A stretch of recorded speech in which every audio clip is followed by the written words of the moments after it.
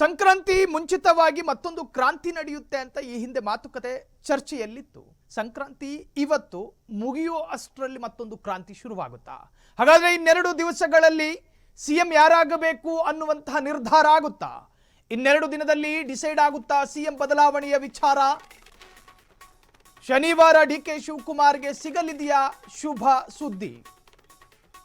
ಶನಿವಾರ ದೆಹಲಿಗೆ ಬರೋದಕ್ಕೆ ಡಿಕೆಶಿಗೆ ಮತ್ತು ಸಿಎಂ ಸಿದ್ದರಾಮಯ್ಯರಿಗೆ ಬುಲಾವ್ ಸಿಕ್ಕಿದೆಯಾ? ಸಿಎಂ ಬದಲಾವಣೆಯ ಬಗ್ಗೆ ಅಂತಿಮ ತೀರ್ಮಾನ ಆಗುತ್ತಾ? ನಿಜಕ್ಕೂ ಕೂಡ ರಾಜ್ಯ ರಾಜಕಾರಣದಲ್ಲಿ ಸಂಚಲನ ಮೂಡಿಸ್ತಾ ಇರುವಂತಹ ಚರ್ಚೆ. ಬಜೆಟ್ ನಂತರ ಸಿಎಂ ಸ್ಥಾನ ಬಿಟ್ಟು ಕೊಡ್ತಾರಾ ಸಿದ್ದರಾಮಯ್ಯ? ಮೈಸೂರಿನಲ್ಲಿ ರಾಹುಲ್ ಭೇಟಿಯ ನಂತರ ಹೆಚ್ಚಾಯಿತು ಮತ್ತಷ್ಟು ಕುತೂಹಲ.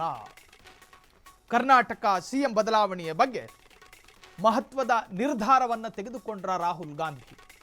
ಅರಸು ದಾಖಲೆ ಮುರಿದ ಸಿದ್ದು ಸ್ಥಾನ ತೊರೆಯೋದಕ್ಕೆ ಒಪ್ಕೊಂಡ್ರ?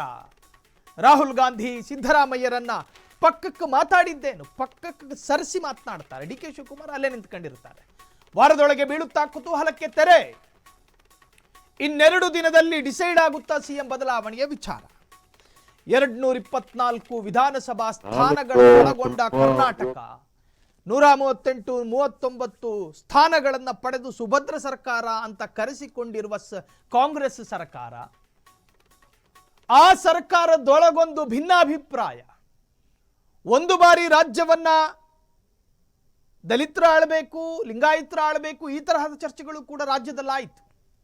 ಆದರೆ ಚುನಾವಣಾ ಪೂರ್ವ ಹೈಕಮಾಂಡ್ ನಾಯಕರು ಕೊಟ್ಟ ಮಾತಿನಂತೆ ನೆರವೇರಿಸುವ ಪ್ರಯತ್ನಕ್ಕೆ ಬರ್ತಾ ಇಲ್ಲ ಅಥವಾ ಪ್ರಯತ್ನ ಮಾಡ್ತಾ ಇಲ್ಲ. ಹೈಕಮಾಂಡ್ ನಾಯಕರ ವಿರುದ್ಧವೂ ಕೂಡ ರಾಜ್ಯದ ಕೆಲ ಕಾಂಗ್ರೆಸ್ ನಾಯಕರು ಅಸಮಾಧಾನವನ್ನು ವ್ಯಕ್ತಪಡಿಸಿದ್ರು.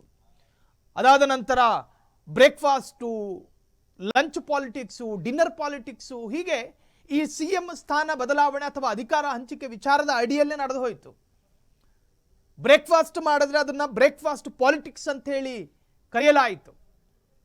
ಅದಾದ ನಂತರ ಚಳಿಗಾಲದ ಅಧಿವೇಶನ ಬಂತು. ಆ ಸಂದರ್ಭಗಳಲ್ಲಿ ಸಿಎಂ ಸ್ಥಾನ ಬದಲಾವಣೆ, ಪವರ್ ಶೇರಿಂಗ್ ಅಥವಾ ಅಧಿಕಾರ ಹಂಚಿಕೆಯ ವಿಚಾರ ಸ್ವಲ್ಪ ತಾತ್ಕಾಲಿಕ ಸ್ಥಗಿತ ಆಗಿತ್ತು. ಈಗ ವಿಂಟರ್ ಸೆಷನ್ ಕೂಡ ಮುಗಿಯಿತು. ರಾಜ್ಯವನ್ನಾಳಿದ್ದ ಅರಸು ಅವರ ಆಡಳಿತಾವಧಿಯನ್ನ ಓವರ್ಟೇಕ್ ಮಾಡಿ ಸಿದ್ದರಾಮಯ್ಯನವರು ಸುದೀರ್ಘವಾದ ಆಡಳಿತವನ್ನು ನಡೆಸಿದ್ದಾರೆ. ಹಾಗಾಗಿ ಅರಸು ಅವರ ದಾಖಲೆ ಮುರಿದ ಸಿದ್ದರಾಮಯ್ಯ ಏಕೈಕ ಕಾಂಗ್ರೆಸ್ನ ನಾಯಕ ಅನ್ನೋ ತರಹ ರಾಜ್ಯದಲ್ಲಿ ಒಂದಷ್ಟು ಕಾಂಗ್ರೆಸ್ ಮತ್ತಷ್ಟು ಪ್ರಚಾರಕ್ಕೆ ಬಂತು. ಅದಾದ ನಂತರ ಸಿದ್ದರಾಮಯ್ಯರನ್ನ ರಾಹುಲ್ ಗಾಂಧಿ ಜೊತೆಗೆ ಡಿಕೆ ಶಿವಕುಮಾರ್ ಅವರನ್ನ ರಾಹುಲ್ ಗಾಂಧಿ ಮುಖತಃ ಭೇಟಿ ಮಾಡಿ ಲೋಕಾಭಿರಾಮ ಮಾತನಾಡುವಂತಹ ವಿಡಿಯೋಗಳು ಸೋಷಿಯಲ್ ಮೀಡಿಯಾದಲ್ಲಿ ಹರಿದಾಡೋದಕ್ಕೆ ಶುರುವಾಯಿತು.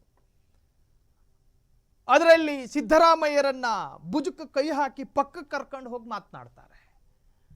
ಒಂದು ವೇದವಾಕ್ಯ ನೆನಪಾಯ್ತು ಆ ಸಂದರ್ಭದಲ್ಲಿ. ಮೂವರು ಇರುವ ಜಾಗಗಳಲ್ಲಿ ಒಬ್ಬನನ್ನ ಏಕಾಂಗಿ ಮಾಡಿ ಇಬ್ಬರು ಮಾತನಾಡಕೂಡದು, ಮೂರನೆಯವನಿಗೆ ಬೇರೆ ತರಹದ ಸಂದೇಶ ಹೋಗುತ್ತೆ ಅನ್ನೋ ವೇದವಾಕ್ಯ ಒಂದಿದೆ. ಸೊ ಇಲ್ಲಿ ಆಧ್ಯಾತ್ಮಿಕ ಕಥೆಗಳನ್ನು ಹೇಳ್ತಾ ಇಲ್ಲ. ಕೆಲವೊಮ್ಮೆ ಈ ತರಹದ ಸಂದರ್ಭಗಳಲ್ಲಿ ಈ ತರಹದ ದೃಶ್ಯಗಳು ಬೇರೆ ಬೇರೆ ಮಜಲುಗಳಲ್ಲಿ ಚರ್ಚೆಗೆ ಕಾರಣ ಆಗ್ತವೆ. ಹಾಗಾದ್ರೆ ಇನ್ನೆರಡು ದಿವಸಗಳಲ್ಲಿ ಈ ಕುತೂಹಲಕ್ಕೆ ತೆರೆ ಬೀಳುತ್ತಾ? ರಾಜ್ಯದಲ್ಲಿ ಅಧಿಕಾರ ಹಂಚಿಕೆ ಮತ್ತಷ್ಟು ಚರ್ಚೆಗೆ ಕಾರಣ ಆಗುತ್ತಾ? ಜೊತೆಗೆ ಡಿಕೆ ಶಿವಕುಮಾರ್ ಅವರಿಗೆ ಈ ವಿಚಾರದಲ್ಲಿ ಗುಡ್ ನ್ಯೂಸ್ ಸಿಗುತ್ತಾ? ಎಲ್ಲವನ್ನೂ ಕೂಡ ಕಾದು ನೋಡಬೇಕಾಗಿದೆ. ಕ್ಷಣ ಕ್ಷಣದ ಸುದ್ದಿಗಳಿಗಾಗಿ ಫ್ರೀಡಂ ಟಿವಿ ಸಬ್ಸ್ಕ್ರೈಬ್ ಮಾಡಿ, ಲೈಕ್ ಮಾಡಿ ಹಾಗೂ ಫಾಲೋ ಮಾಡಿ. ಹೊಸ ಸುದ್ದಿಗಳ ನೋಟಿಫಿಕೇಶನ್ಗಾಗಿ ಬೆಲ್ ಐಕಾನ್ ಮೇಲೆ ಕ್ಲಿಕ್ ಮಾಡಿ.